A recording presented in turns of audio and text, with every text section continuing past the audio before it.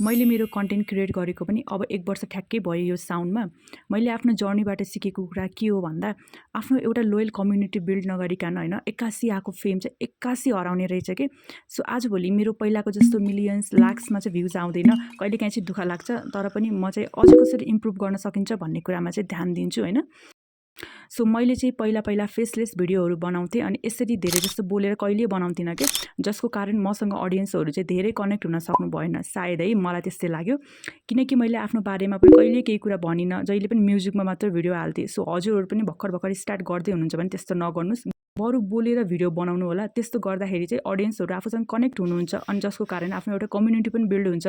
बरु भ्युज कम आओस् केही भएन, तर चाहिँ एउटा आफ्नो इम्प्याक्ट चाहिँ हुनु पर्दो रहेछ कि। यो वर्षदेखि अलिअलि बोलेर भिडियो बनाउन थालेको छु अनि बिस्तारै हजुरहरूसँग म घुलमिल्दै गएँ भने हामी एउटा Q&A भिडियो बनाउँला। अहिलेसम्म साथ, सपोर्ट र एउटा कम्फोर्ट जोन दिनुभएकोमा चाहिँ धेरै धेरै आभारी छु म। यसरी नै मेरो जीवनको यो कठिन यात्रामा चाहिँ मेरो सहयात्री बनिदिनु होला। धन्यवाद।